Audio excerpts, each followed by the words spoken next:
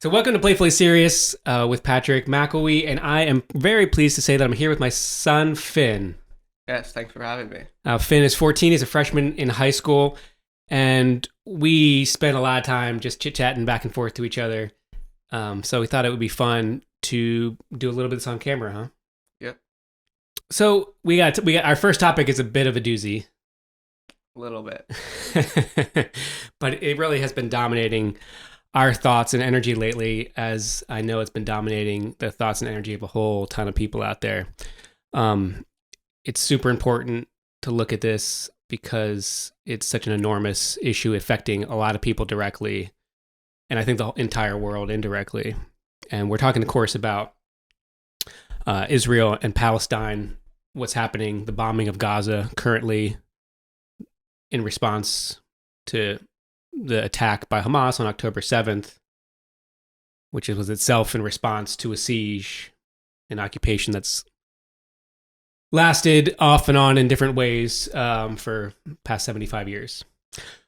We've been digging into the history, you and me, on this together. And so we're going to talk about it, not like we're experts, but as we're exploring a topic, something that's important to us and important to the world. We're not experts. I do have some background in foreign policy. I worked for an organization called Just Foreign Policy. I'm trained as a historian, although I'm not specifically a historian on this region. I think we should start just by laying out that there's a clear moral atrocity going on in Gaza right now. We're recording this a couple days before Christmas 2023, and the death toll is now at least 20,000 people killed in Gaza. That includes over 10,000 children. Likely there's many more people who are buried under the rubble, so the complete death toll won't be known anytime soon, if it really ever will be. I mean, one thing we know about war zones is it's very difficult to know exactly how many people died. But even if we just take that number of sort of 21,000 confirmed deaths, and I'll say this comes from the Gaza Ministry of Health, which recently released to the public a list of names and IDs of people who they've said have been killed. And I think there's actually quite a bit of confidence that those 20,000 are really confirmed deaths. And so even if we look at 20,000, we're approaching 1% of the entire population. That's 1 in 100 people inside of Gaza who have been killed since October 7th. Almost everyone who's in Gaza knows some family member or someone who's been killed by the conflict. The New York Times looked at it. They found that people have been killed more rapidly in Gaza than the deadliest periods of war in Iraq and in Afghanistan, both of which wars killed a terrible number of civilians. We're just seeing 2,000-pound bombs, these things that were designed to be used by the United States and by United States weapons contractors, but even according to the United States, they're not designed to be used in dense urban areas, and Gaza is one of the densest urban areas in the world. More pounds of bombs have been dropped on Gaza in the last 2 months than were dropped on Afghanistan in a record-breaking year by the United States. In 2 months, more in 2 months than in a year. Yeah, and that was a record-breaking year for the United States in Afghanistan. Yeah, I saw that like a third to a half of all the buildings in Gaza have been destroyed. Right now, as we're talking, the United Nations is warning that 500,000 people are currently starving, and many more, probably at least twice that number, are facing starvation. So they're kind of on the brink of it. I saw that 90% of people go at least a day without eating anything. I mean, the infrastructure is just torn to shreds. It's not, clean water is just so hard to get. You can see from the images coming out of there. And I was trying to think, I think in the history of warfare, like one of the only comparisons that we might have is what happened to German cities and Japanese cities toward the end of World War II. And one thing that always strikes me about the history of World War II is at the beginning of it, there was far less bombing of civilians that went on. The Nazis first broke that taboo by bombing London. And as the war went on, the tolerance for attacking and killing civilians went way up until it became actually a stated aim of parties on both sides, warring parties on both sides, to target civilians in order to undermine their governments. It became what we call total war. But it took a series of moral steps before people would accept this is something that an army could do. And it was terrible, truly terrible. I mean, the fire bombings of Dresden, firebombing of Tokyo, and of course the atomic bombs dropped, killed enormous numbers of people. And in total number, we're talking about way more people than have been killed in Gaza. But proportionally, it's getting close. And certainly in terms of infrastructure destroyed, it's pretty comparable to that. And you have to think of the effect on this population, right? This population is being very traumatized by this. And it's a trauma that I think will last for generations to come.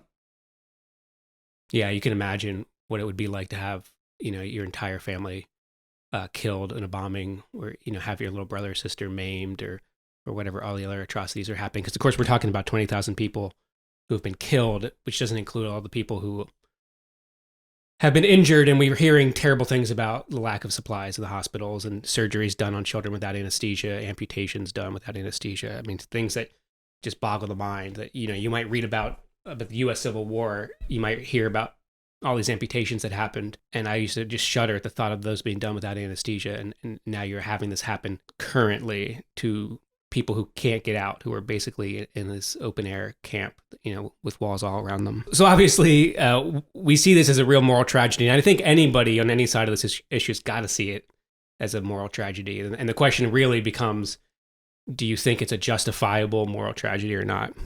I think it's important for us to just be upfront by the fact that we see this as a real call to action for the world, and something that urgently needs to stop. Yeah.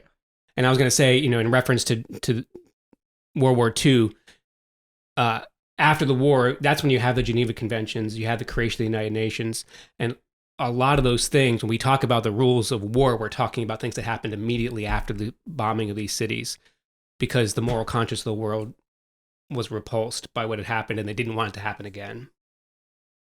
And so that's why we have the rules of war such that we have it, and maybe we can talk about at some point what we think this is doing to the rules of war, whether the system that we have set up is able to constrain sort of the most powerful actors in the world, and all that kind of thing. Yeah. But it worries me that if the world allows this kind of thing to go on in Gaza, it sets a precedent for how wars will be conducted in the future. And things that happen in one place in the world have a way of spreading. So I don't think anybody should feel too complacent that just because you're not inside the walls of Gaza, that what's happening there doesn't affect you, or it won't affect you. I mean, I think it's clear, right, that the world is turning its back on the United States, like global laws of war, because they were talking about the moral atrocities committed in Ukraine for months and months, and now the United States is turning around and doing nothing for this moral atrocity, and I think it sets a very unnerving precedent for the world. Mm-hmm.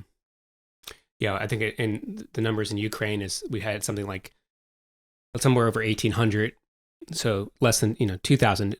Terrible price to pay in civilian life, but after well over a year of war in the Ukraine, you've had maybe 10% of the civilian deaths. So just to give a sense of the scale of this thing. So Finn, I was curious, like, where do you get your news about Israel and Palestine?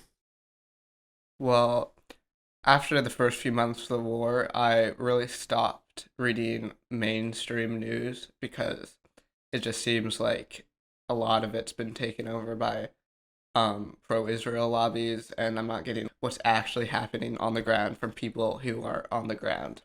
So I've turned to getting a lot of my news from TikTok and Instagram and all these other sources, like I think a lot of my friends have done that I've talked to.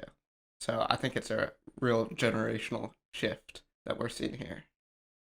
So when you're on these social media platforms, are there particular accounts that you follow that you have found most useful? Yeah, there are a lot of journalists, like I follow, for example, Basan, who is a really great journalist from Gaza, and these journalists now have their own social media platforms so people can follow them individually, kind of split from the mainstream news that we're seeing censored journalists. Yeah, I've seen other accounts like Motaz, Loki, that people have been following. I do think that the images, I mean, so you're sort of talking about citizen journalists, people who are going out with a phone or a camera and uploading what they are seeing sort of more or less directly. And I feel like images like that are just such an innovation in this time compared to, say, go back to 2003 when the United States invaded Iraq. And we got much less of that. There wasn't this sort of torrent of horrific images. And I really encourage anybody who hasn't seen these images from Motaz and Loki and Bisan to go out there and take a look. I think it's important if you're older and you get your information from cable news and newspapers, which I think have their place. I certainly look at the New York Times myself every day, but we're seeing an enormous generational divide on how Americans are responding to what's happening in Gaza, including from young Jews in America who are turning off from the state of Israel in big numbers. And I feel like an enormous amount of this is due to media sources and where people are getting their information and how humanizing the coverage that they see is. Yeah, I mean, when you see all these terrible images coming out of Gaza, when you see a child who's just lost both of their parents, it's very hard not to feel an enormous amount of sympathy towards them and want to act to stop this clear atrocity from being committed. Back in 2001, after the terrorist attack on the Twin Towers on September 11th, I was actually in France at the time. And there was this enormous outpouring from the French in response to the downing of the Twin Towers because it was just so horrific. It was really experienced as like this massive human tragedy. And there was a lot of sympathy for what the United States was going to do in response to that, of course. I think people expected the United States was going to do something. They were a little bit fearful, perhaps, of what it would be, maybe the way that some of us who have been following what's been going on in Israel and Palestine feared what Israel would do in response to the horrific things that were done to them on October 7th. And they were horrific, we should say. Yeah, of course. I was just reading an account of what happened in one of the kibbutzes close to the border. And it seems like there was actually an enormous number of men from Palestine who had streamed across the border, maybe up to 120 in this one kibbutz. And horrific things were done to people, to Israelis living there. I mean, horrific things happen on both sides to people. And I think sometimes, you're talking about getting sources from people on the ground. It can be misleading in some ways to just get a source on the ground. I think it can be super humanizing, very important to get. I feel like from all wars, we should see the wars rather than just maps. But on the other hand, when violence is being done, sometimes on both sides or in a larger context, those things are also important to talk about, right? I mean, we all talk about those. Yeah, of course. Yeah. I just remember back in 2001 being in France, and the invasion of Afghanistan started toward the end of 2001. And on French news every night, we saw images from the war that weren't so different from what you're seeing on social media, maybe a little bit more edited, a little more curated, but they were real images of war. They were gruesome. You saw people getting hurt, being drastically injured. I remember vividly seeing a member of the Northern Alliance, which was an allied force with the United States. He had a Taliban captive bound on his knees, and he took the right butt of his rifle and just pounded the man across the face. It was just so shocking to see that kind of violence. And with the French people seeing it night after night, I could feel the public opinion starting to shift. And for there to be a growing resentment against what the United States was doing and a growing judgment that what they were doing wasn't completely justified. In the new year, in the early 2002, I flew back into the United States, and it was so striking because it was as though somebody had turned off a switch. On the news, the 24-hour news. So what I was talking about was a 1-hour news program that would show in France. I'm not sure if there were 24-hour news stations in France at the time. There probably were, but I didn't see them. But on cable here, 24-hour news, and all they could show was maps and generals. And it was as though there were no images from the war on the ground. They were completely missing from the airwaves. Like there was just a blanket censorship of what the war looked like. And I think that's an enormous tool in the arms of the powerful to be able to control what images people see, because it's a whole lot easier to sort of distance yourself and dehumanize the people who are at the receiving end of your weapons if you can't see them directly. Yeah, I mean, news sources are the main reason, I think, for the huge generational divide in the polls on support for Israel and Palestine. I mean, like, the divide is massive here, and it has a lot to do with what images people are seeing and where they're getting their news. Yeah, I agree. There's a real shift underway. So if you're on the other side of that, I encourage you to check out and see what the young people are seeing. Get on Instagram, look at these accounts, and just try to familiarize. Just try to see it. It's not easy to see, but I think it's pretty important. All right, let's dig in a little bit into the history of this. Again, this is called Playfully Serious. It's not a very playful topic, but a lot of things in our world aren't very playful. Let's try to allow ourselves a little bit of space in which to explore the ins and outs, to not rush to moral judgment on it, although it's tempting to do so, especially when we've seen these images, right? Like, and we're expressing some pretty strong emotions about it. Let's try to give ourselves a little bit of playful room. And I say playful in the serious sense of play that is work, so that we can try to better understand what's happening. And also I'd encourage us to try to treat everybody with love, with giving people the benefit of the doubt and trying to see things from their perspective. I think if people want sort of more earnest, on the ground, coverage of what's actually happening, there's other great sources. We can put stuff in the show notes. The Intercept, the Dig podcast has had some really great deep dives on Israeli history. So what's your understanding? Do you want to talk about what your understanding is of Israel Palestine? I mean, did you know anything about Israel Palestine before this started? No, I actually got a book about Israel Palestine about 2 months before October 7th, and I didn't read any of it. But after October 7th was really the first time that I was aware that this was even happening, which I think, I should have been aware before then, but it's good that a lot of people are waking up and, aware of this kind of situation that's going on since October 7th. What had entered a real period of quietness before then, where I wouldn't say the intention, but I mean, there was the intention of a lot of people, but it was definitely the reality that this conflict was sort of fading into the background, that the occupation of the West Bank by Israel and the siege on Gaza was sort of becoming just the status quo, and it seemed like it might just go on that way forever. There was no peace process.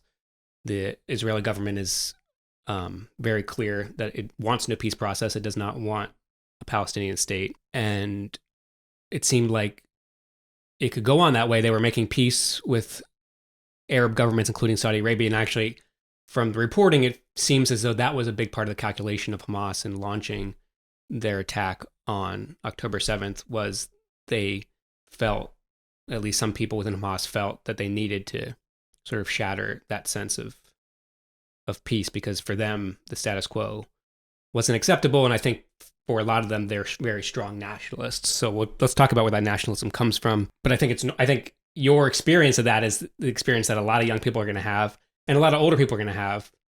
A lot of people, even like Norman Finkelstein, who has written one of the only books, full-length books on Gaza itself, he says that a few years ago, he had decided to give up the topic altogether because there was just such a lack of interest. So I think you're in good company on that. All right. So what about Israel? What's the history here? What's your understanding? Well, my understanding is that after World War II, the Zionist cause, like a lot of people, especially in the West, were very sympathetic towards the Zionist cause for, various reasons. We can get into that later. But what ended up happening was that, they found this area in Palestine, and they had this motto that was a land without people for people without a land. Mm-hmm. And which is interesting to me because there were people living on that land, the Palestinians, who were currently being occupied by the British. And, that's really where my history of Palestine starts, right there. Yeah, and I think that for a lot of people, that's going to be sort of the first idea of what it is, and I feel like you're setting it into a context of a kind of settler colonialism, which I do think it has aspects of. Maybe let's push it a little bit further in the back, because you mentioned some important things there, like Zionism, and let's talk about what Zionism is, and on the other side, what Palestine itself is. I mean, was Palestine a nation? You often hear this come up in debates on the topic. Was it ever a nation before this? And so I think we need to talk about the history of nationalism. And Zionism is really a form of nationalism. It's the Jewish form of nationalism. It's with a conscious effort that was begun at the very end of the 1800s. So around the turn of the century, around 1900, you had some really important, the first Zionist figures writing books and having conferences and organizing on behalf of the Jewish people who were all over the world, because Jewish people exist as a very cohesive, identifiable group, but they were mostly minorities in all the countries that they lived in. So we talk a lot about the Jewish diaspora. And the idea was that they wanted to bring them all together and create a nation. It wasn't so clear at the time that they had to have a Jewish state. They were more focused in the immediate, in the early stages on nationalism. I think in a lot of ways we can look at the overall history starting from there as nation state making, but nation state making gone drastically wrong and awry. And it went awry in lots of other situations too, but it's like this is sort of a nation state formation that never got fully resolved in one way or the other, and leads us to this sort of terrible spot in the middle. So the Zionists were mostly Europeans. It was sort of a European-led initiative. And sometimes I think here in the United States and in the Americas, where we had these wars of independence that started in the late 1700s with the United States first, and then Haiti, and then all the Spanish republics in Latin America, we sort of date the emergence of nations much earlier than a lot of the rest of the world does. Because even in Europe itself, nations didn't really start forming very cohesively until the 1800s, and really the late 1800s. And that's when you had the most intense period of colonization in a lot of the world. In the land of Israel and Palestine now, that was actually part of the Ottoman Empire. You know that. Yeah. And the Ottoman Empire wasn't formed as a nation state at all. You know, a lot of times when we talk about Germans or French or Americans or Mexicans, there's like a real tendency within nationalism to imagine that those nations existed back in time. But they really didn't. They're quite recent creations. And in the case of Israel-Palestine, up till World War I, it was part of a much larger configuration called the Ottoman Empire. There were some currents because nationalism was growing throughout the world. There's a great book by Benedict Anderson, talks about the emergence of nationalisms through shared language, through newspapers, through books. But you basically have these imagined communities where people sort of imagine that they are part of a certain nation and that they have all these fellow nationals, and that there are other nations out there that sort of have an equal right to exist, but they're different. That's them, and this is us. So under the Ottoman Empire, you started to get a growing Arab nationalism, and the Palestinians were part of that Arab nationalism. But it was really just sort of in its very nascent stages when the Ottoman Empire came to a sudden end in World War I. Yeah. And they came under British colonialism. It became the British Mandate. And my understanding of it, and correct me if I'm wrong, is that the Arabs fought the Ottoman Empire along with the British, presumably in exchange for their independence after the Ottoman Empire was defeated.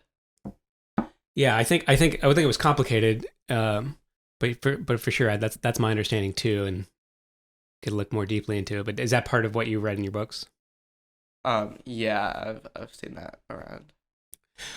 And so at the same time as that happened, you had this movement, the Zionist movement, and it had actually looked all across the world. I think you mentioned before. I mean, I think they considered sites in Argentina and in Africa, and ultimately they settled on the area of Palestine, in part because in the Bible it reminds people constantly that the Jews lived at one time in Israel. Now we're talking about 2,000 years ago, really, really distant in terms of modern history. But I've heard it described almost as a marketing choice, that this sort of made sense to people because the Bible features so centrally in the three major religions. And at least one major Zionist leader at the time that I know of wasn't even very religious. It was kind of just used as a marketing tool to get the Jewish people along board on the Zionist project. Yeah, I think there are lots of strains of Zionism, but the main figures, they weren't extremely Jewish in the sense of Judaism and the religion. It was more of a cultural and nationalist project. It started to encourage migration into this area, and so you had these sort of, you could call them colonies, but communities of Jewish settlers who had come in and were sort of more or less peacefully living in different parts of Palestine. They were buying up lots of land and working on farms and doing all these kinds of things. As I will point out, Jewish and Arab people have lived there for centuries at that point peacefully. And they got the agreement of this one British administrator, Balfour, right, Lord Balfour, who agreed to support a Jewish homeland in the land of Palestine, the British mandate of Palestine. Now, it's worth noting that they're talking there about a Jewish homeland. They weren't necessarily at that time yet talking about a Jewish state. That's something that would come later, really after World War II. And so from the end of World War I, 1918, you had a steady growth in the percentage of the population within Palestine that was Jewish. People were moving there. But then, of course, World War II and the horrific atrocities of the Holocaust, the pogroms all across Europe, especially in Poland, led by the Nazis. And not only that, but mass expulsions of Jews. So many Jews were, we know 6 million Jews were killed in the Holocaust, but many, many more Jews fled Europe or were forced out of Europe.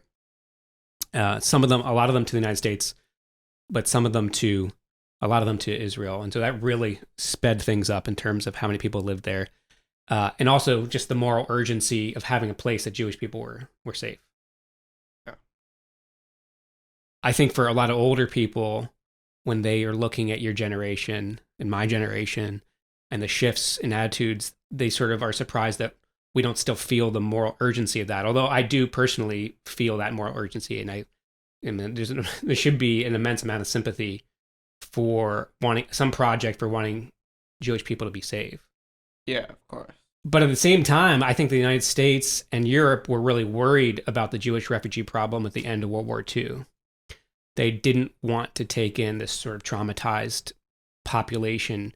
And so for them, Israel, the Israel Project was in part attractive because it was a place to send those refugees that they were sort of worried about taking in themselves. Yeah, and this gave rise to a lot of Christian Zionism, as I understand it. Yeah, I mean, clearly, especially among Christians who believe that the Bible is the Word of God and is to be read literally, there's a lot in there, particularly in the book of Revelation, about the Jewish people. And the book of Revelation says the Jewish people will be offered a chance to convert or, basically be annihilated. For some Christian Zionists, that's really important. I'm not going to say that all Christians are obsessed with sort of the end time prophecies in the book of Revelation. But for some people, for some of them, clearly, there is a desire to preserve Israel so that it can later be destroyed. But I think there's also a good faith identification with Israel. If you're reading the scriptures, you're reading the Bible, you're going to hear references to it all the time. Jesus himself was born in the area that's now Israel, Palestine, in the Jewish community that existed there 2,000 years ago. Yeah. Okay. So we got to talk about, World War II obviously sped things up, gave it a moral urgency to the situation. And at the end of World War II, you basically have the breakup of the British Empire. Roosevelt, the president of the United States, was strongly against the continuation of the British Empire, and really Britain just couldn't sustain it any longer. You have the creation of the United Nations, and they got to figure out what to do with this British mandate. There's this pretty substantial Jewish population, I think still a minority of the population. And what the United Nations came up with was the first proposal for a partition for two different states that wouldn't actually be contiguous. So you would actually have the Palestinian state would sort of start in one area, and then you'd have to travel through Israel to get to the second part of the Palestinian state. And I think Israel at that time was offered something like 78% of the land. And how did the Arabs respond to that? Yeah, I don't think there was much appetite among the Arab leadership to accept it. I think they didn't feel like they had to. They felt like they had the upper hand in the situation. So to them, it would have been a massive defeat to accept this, minority of the land, and so they were against it. The Zionist leadership, on the other hand, saw it as a partial victory that would sort of get them toward where they wanted to go in terms of having a state. So they accepted it immediately. On the end of the British mandate, the local Arab leadership plus the surrounding Arab governments attacked the newly declared Jewish state. And so you had the first war in 1948. And that's what the Palestinians call the Nakba, because 750,000 of them left their villages for fear of the war. There's a myth out there that the Arab leadership told them to leave. That doesn't seem to be true. It seems to be that they left as refugees from the war. There were terrible massacres on both sides, but there were some terrible massacres on Arabs that led them to flee. And they've never returned, by and large. Yeah. And Israel, my understanding, was able to massively defeat the Arabs with use of tanks and guns from Britain that they had left behind after they ended their occupation of the area. So you have sort of the beginning of this like technological divide that now we see just so starkly, where the most modern technology of modern warfare was available to the Israelis and not to the Palestinians. So the UN partition plan right after World War II was really the beginning of this whole idea of the two-state solution to the problem in the British Mandate of Palestine, which is now going on to become Israel-Palestine. This two-state solution is what was people talking about in the peace process between the Palestinian Authority and the Israeli government in the 80s and especially in the 90s. But this is where I say there's a nation state going awry, because maybe that plan would have worked. I don't know. But from the beginning, it failed, because as soon as the Jewish state announced itself, there was a war, and the Jewish state was dominated with the weapons, as you said, but also with superior organization. I think that they were vastly underestimated, et cetera, by the Arab countries that attacked. And so you basically have one state that's established very clearly in the state of Israel, and the Palestinians become refugees. Yeah. Mostly refugees in the West Bank and in Gaza. Which is now occupied by Israel. Yeah, well, initially Gaza was part of Egypt, and the West Bank was part of Jordan. It was in the 1967 war that Israel took control of those areas, and the Golan Heights, which has since been returned. Yeah, so from the point of 1948, you basically have the Israeli state, and then a population of refugees with political organizations, with military organizations, with militias like Hamas that carry out terrible acts as well. But it's highly asymmetrical. You have one side has an army and a navy and an air force. They have forces in all these ways, whereas the Palestinians have none of that. And the other side is in a prison. Yeah. At least inside of Gaza since 2006, when the Israeli occupation pulled out of Gaza and established sort of a siege, closing off the borders into Gaza, controlling what goes in and goes out. And I've heard a lot about this Palestinian Authority, but I thought that there's no Palestinian state. So how do they have a form of government like the Palestinian Authority? Yeah, that's a good question. So the Palestinian Authority started as a resistance movement to Israel. It was led by a really charismatic guy called Yasser Arafat. And while I think like Hamas is now, at the beginning, the Palestinian Authority was sort of committed to armed resistance to Israel. But over time, they found themselves they moved towards a position of peace, and they were looking for a two-state solution. I think it was actually a moment of the greatest political promise that we've seen here, where people thought that there actually might be a solution to it. What happened was there was a lot of momentum in 2000. Yasser Arafat was taking a peace proposal around to the Arab countries to get sort of a consensus view on it. But there were elections that happened in the United States and in Israel.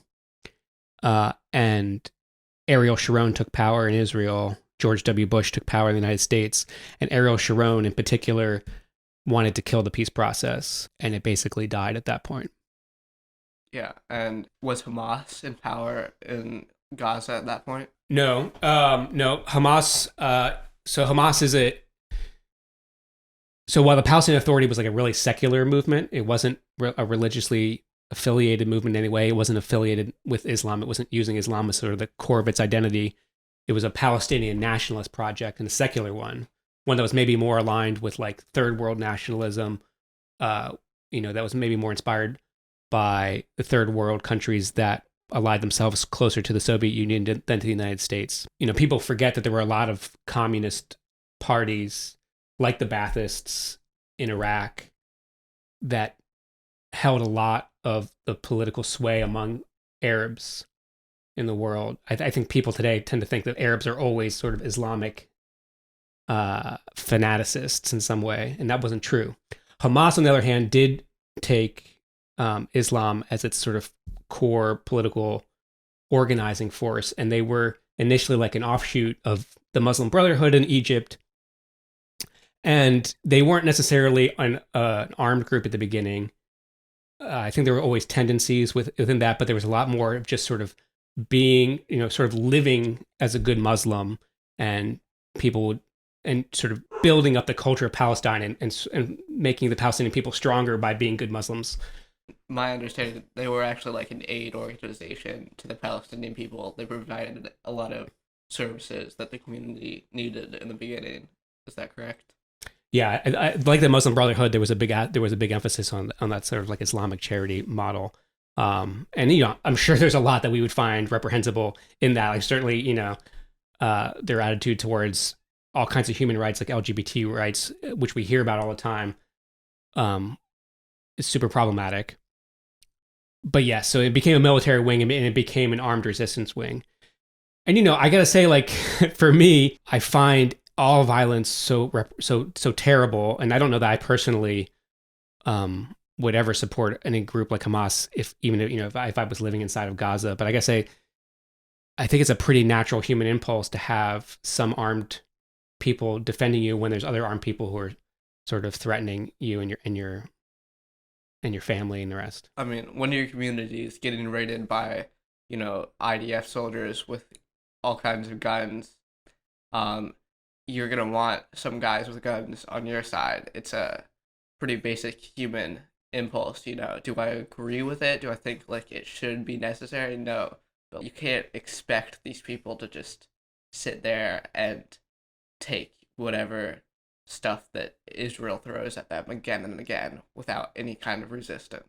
Yeah, and it's what worries me about it's part of what worries me for the long term about what's happening. And despite the immediate moral outrage, you can't put people into a box. The one rule of war is that the enemy always gets a vote. So as soon as your Israelis are positioning themselves against Palestinians, they're not going to be able to just sort of stomp them out or something. The Palestinians are human beings with rich inner lives, rich social lives, and they find ways to resist, and they will find ways to resist. And if, as you've said before, the current violence is traumatizing people and it's making them commit to future violence, that's a really sad thing. But it's also a very human thing. If you attack people, they're going to fight back. And so Hamas came to embody that militaristic fighting back. And they came to power. There were elections that were held in the Palestinian territories, and Hamas came to power in Gaza. And I think for Israel, there was two things. I think on the one hand, it's really useful when you don't really want to have a Palestinian state, which the governments since then have been very clear they do not want a Palestinian state. It's not hidden. They say it every day. It's useful to have a foil like Hamas, which has no legitimacy in the eyes of the world, especially in the context of the war on terror after September 11th. And Israel, throughout the years, has actually supported Hamas's rise and continuation of holding power in the Gaza Strip. Right. So we know we've had lots of reports that Israel knew all the sources of money that Hamas was getting and intentionally allowed those to continue. We've heard Israeli Prime Minister Netanyahu was bragging about supporting Hamas because he said, if you don't want a Palestinian state, then you've got to support Hamas. And certainly the Israelis were working with Hamas. And I think on the second side of it is there's the idea that by working with Hamas in this way, they would become a willing partner with Israel in the status quo, because the leaders of Hamas would have something to gain from maintaining the status quo. And that's largely what's happened to the Palestinian Authority. So the Palestinian Authority is the official authority in the West Bank, which is under occupation by Israeli forces. And the Palestinian Authority is seen by Palestinians as sort of a collaborator with the Israeli occupation and on the side of the Israelis rather than on the side of sort of some kind of Palestinian nationalism. Yeah, and Hamas, I think, has looked to the continuation of failed negotiations between the Palestinian Authority and Israel and has concluded that they don't really have any other option other than, armed and violent resistance. Yeah. And yeah, it's hard to see what the path to peace is, right? Because, we could talk about other possible paths to peace. And I think most of us, we would wish for a nonviolent solution to this. But a lot of those avenues have been cut off. Have you heard about the March of Return? Do you know what that is? Yeah, isn't that when a lot of Palestinians marched to the border with Israel and Israeli snipers massacred them and shot people's knees out and all kinds of terrible and horrific acts, which the march was a largely non-violent thing that the Palestinians were doing. Yeah, I think you say largely nonviolent because maybe there was some rock throwing and things like that. Yeah, and in particular, the March of Return wasn't led by Hamas initially. It was sort of came out of the community in Gaza. It sounds like Hamas sort of reluctantly signed on once it had gained an enormous level of support, enormous number of people going and having these parties by the border fence in Gaza, and then, like you say, getting shot at by Israeli snipers. Lots of examples of Palestinian activists being imprisoned by Israel and thereby cutting off leadership that might oppose the occupation or might look for the creation of a Palestinian state through other nonviolent means. And I think it is pretty clear that if you want an end to Hamas and you want an end to violent resistance, then you need to open avenues for other means of a solution here. It needs to be an escape path for Palestinians. These conditions can't continue and expect them to just be peaceful and sit there and take it. So a lot of times I ask myself, I think it would be good for us to ask each other, what should be our orientation towards Israel and Palestine? What can we do? We're not Jewish. We don't live in Israel, Palestine, but we are Americans. Our government is highly involved in there. The United States government is such an outlier in terms of its support for Israel that I really believe that these things couldn't continue if not for the continued support of the United States with weaponry and with protection in the United Nations. All the United Nations votes are so lopsided, calling for a ceasefire, calling for an end to the occupation. And it's only the United Nations it's crucially, it's only the United States and crucially its veto power in the Security Council that sort of protects Israel in the United Nations. Yeah, and I think this really shows the brokenness of our international system when one country against massive international will can just sit there and dissolve all efforts to help the Palestinian community and condemn Israel. So I've been thinking a lot about Ireland and Northern Ireland in particular and what went on there. I'm Irish American. You're Yes. half Irish American. But when I was 9 years old, so around 1990, I went and visited Northern Ireland. And I remember crossing the border, and it was so militarized. You would have to run a gauntlet of snipers hiding in bushes with guns pointed at the car. The soldiers would open the boot and search for weapons. It was a scary thing to cross the border from Ireland, where part of our family is from, in Northern Ireland, with the other part, Catholics around Derry in Northern Ireland. So that was 1990. I visited again about 7 years later when I was about 17, and it had changed so much. The border had become this sort of nice looking cottage that you just drove past and nobody stopped you. There were no snipers, no military. And the reason for that was the peace process that unfolded in Northern Ireland after decades of the sectarian violence between Irish nationalists, who were mostly Catholic, and British loyalists, who were mostly Protestant. You had the Good Friday Accords, and you had this movement towards a peace that's held really strongly. And I feel like my family, who belonged to the more oppressed side in Northern Ireland, their lives have gotten so much better. And I think that's true for everybody in Northern Ireland, where that violence, including a lot of terrorist violence, has come to an end. Yeah, I think this is a really important beacon of light for people around the world. It shows that even within heavy religious or ethnic rivalries, it's possible for a peace process like that to happen.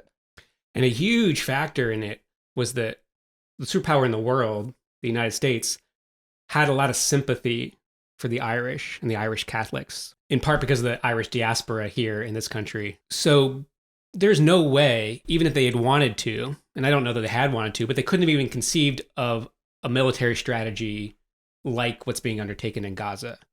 If the British Air Force had just bombed the crap out of Catholic areas in Belfast or in Derry, they would have lost all U.S. support. I mean, there's just no way they could have done it. And I feel like their hands being tied in that way, so they couldn't defend themselves by resorting to just mass destruction and something that looks like a lot like ethnic cleansing, made the peace process possible. So it actually gives me hope. I hope that if we can draw a historical analogy, that your generation's sympathy, increasing sympathy with the Palestinians as the sort of oppressed people there, will lead to a situation where the superpower can play a more even hand and we can get something like the peace process that unfolded in Ireland. I mean, I witnessed it directly when I was working I was working at the Catholic Bishops, was my first job in DC in the lobbying office. And there were real efforts to bring the two sides together, the leaders of Sinn Féin on the Catholic side and the Ulster Unionists on the other side. They would have like summer camps where they'd bring all the leaders from both parties and they'd hang out together for a week or two in DC, and they get wined and dined and all that kind of stuff. That's a positive example of a sort of great power client relationship making peace possible. And if instead we've been only pro Britain and just been sending weapon after weapon after weapon there, I think that might have had a much more terrible outcome.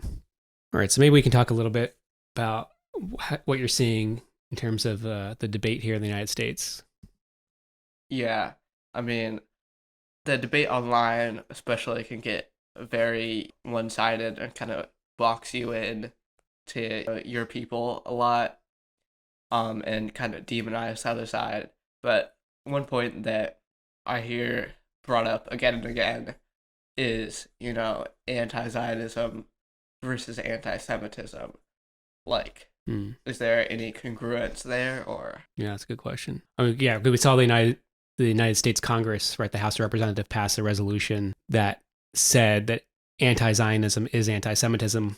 I mean, which on its face we just have to say is crazy, because there's enormous numbers of Jewish people in the United States and elsewhere who are not Zionists. And there's always been a strong current of anti-Zionism among the Jewish people themselves. I actually was looking a little bit into the history of this in the United States, and American Jews up until the Yom Kippur War, right, like 1967, were largely not strongly Zionist. There's all kinds of reasons for that. I think in part because there wasn't as much discrimination inside the United States as there was within Europe at the time against Jewish people. You've had a pretty strong assimilation of Jewish people in the United States into the category of whiteness, just like there's been a strong assimilation of Irish people in the United States into the category of whiteness. And so I feel like there wasn't that real sense of urgency. There continue to be groups of Orthodox Jews who reject Zionism on theological grounds. And increasingly you see groups like Jewish Voices for Peace, If Not Now, and all of them, particularly younger Jewish people in the United States, are now pretty evenly divided. In polls that I've seen, it seems to come down about 50-50 on the question of support for the state of Israel. So unless you're going to say that a large segment of Jewish people are themselves anti-Semitic, it just seems wrong on the face of it. But let's talk about some specific things. Like, what about this from the river to the sea thing? There's a chant that gets chanted at protests. We've heard it. We've been to a rally. From the river to the sea, Palestine will be free. Yeah. Well, I mean, it's not a literal chant. It's an aspirational call for freedom. What I think. I mean, I think there's probably room for interpretation. Like, I will step back here and say that sometimes when I go to peace rallies or I go to a rally against the bombing of Gaza, I feel uncomfortable by the nationalism, in part because I'm just uncomfortable with nationalism. And I'm not going to pretend that there aren't people out there who have the desire to erase Israel from the map. I'm sure there are people out there who have a desire to erase Israel from the map. Again, it's hard to imagine the people getting bombed the way the Palestinians have been bombed, being occupied, being under siege, and there not being a significant percentage of people who feel that way. I mean, unfortunately, the people just have a built-in sort of desire for revenge, despite how bad that could be. So I don't want to like sugarcoat it and say there's no genocidal thinking against Israel out there. Clearly there is. There's clearly anti-Semitism, and it needs to be opposed. And genocidal thinking needs to be opposed as well. Again, I feel like this is where our role as sort of a third party arbiters here can be more helpful than hurtful. And I think it's okay that we hold this like moral complexity in mind, and that there's this nationalism going on the Palestinian side that I'm sometimes uncomfortable with. I mean, on the other hand, I think it's ridiculous to condemn a slogan that people use who are being bombed every day. Their children are being killed, their parents are being killed, their siblings are being killed. I think it's ridiculous to sit here and condemn that slogan while at the same time not condemning that clear atrocity being committed against them. I agree. So because we're talking about maybe some people chanting this have a desire for some nebulous future genocidal action in the context of an actually existing atrocity that looks to be genocidal, where intent to commit genocide has been stated repeatedly by military and political leaders in Israel. Very clearly that they want to erase the Gazans, that they want to push the people out, that they want that to be a space for Israeli tourism or whatever. Yeah. So I do think there's a real hypocrisy in having this drummed up conversation about what some people who are chanting this might mean. And then I don't think most people at rallies mean that at all. I agree with you that this slogan also means there should be freedom for Palestinians. It's a chant. It's got to be short. You can't make chants really long. I saw a great video online where it's like, we need to change the slogan. We need to change the chant to like from the Jordan River through Nablus, and and they sort of like went on for about 5 minutes and then said Palestine will be free. Clearly articulating the limits of the future Palestinian state in the chant itself. But I also think like there's a potential for just having Israelis and Palestinians living together under one government peacefully. I mean, lots of examples of that throughout the world where people live fairly peacefully together, despite historic and long-lasting, antagonisms. Yeah, I've seen a lot of, I think, Israelis and Palestinians are moving away from the two-state solution in media that I've seen over the past couple of years in their aspirations for the future. But it's definitely been a drummed up conversation and this from the river to the sea thing. I mean, it's just so outrageous when literal bombs are falling on people's heads that you have 10,000 children being killed with more buried under rubble. And you're going to have this sort of language policing of how people can legitimately express their opposition to that. Yeah, it's quite outrageous. And to some extent, I feel the same way whenever I turn on cable TV and see the news anchors just like bring on Palestinian guests and then continually ask them if they condemn Hamas. It's like, of course, what Hamas did was terrible and wrong, but what Israel's doing now is also terrible and wrong. And these same news anchors don't ask Israeli guests if they condemn what Israel is doing every 20 seconds. And I feel like there's some moral hypocrisy there. Yeah, if you allow yourself to realize that one side has all of the military and has committed an atrocity on a higher order of magnitude, it's hard not to see the hypocrisy. Now, clearly, I guess another side is, does Israel have the right to defend itself? I mean, of course, Israel has the right to defend itself from Hamas, but Israel is not doing that.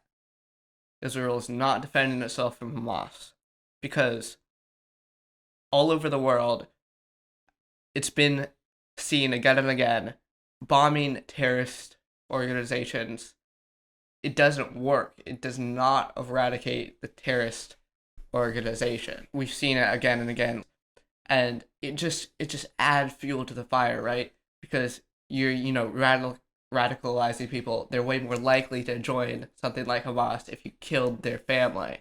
Yeah, I mean, I agree. I mean, there's clearly there should be a defense against terrorist attacks, like what Hamas carried out on October 7th. The people who lived in those villages didn't deserve what came to them. And so there needs to be solutions to that. But the solution can't be bomb an entire population, destroy all their infrastructure, force them to leave, maybe to tents in the desert. It's not clear what they intend for the Gazans at this point, if they could ever return home. And like you said, that's not a real legitimate defense anyway, because that's not going to end terrorism. In fact, it's likely to fuel terrorism for years to come. And terrorism is often the resort of a desperate people who don't have other options or don't feel they have other options to sort of get the political goals that they have. I mean, I see that clearly in Ireland, where there's massive support for the IRA despite terrorist bombings that they carried out. Yeah, I think if Israel wants to eradicate Hamas, they have to stop occupying and oppressing and keeping the Palestinian people in these terrible conditions. I think that's the only clear way to do it, and the only way that I think is feasible and makes sense. All right. Well, I think we've given this a pretty good discussion. I think it's pretty clear where we sort of stand, and I think we can commit ourselves to doing what little we can to support a peace process and ultimately a political solution to the problem.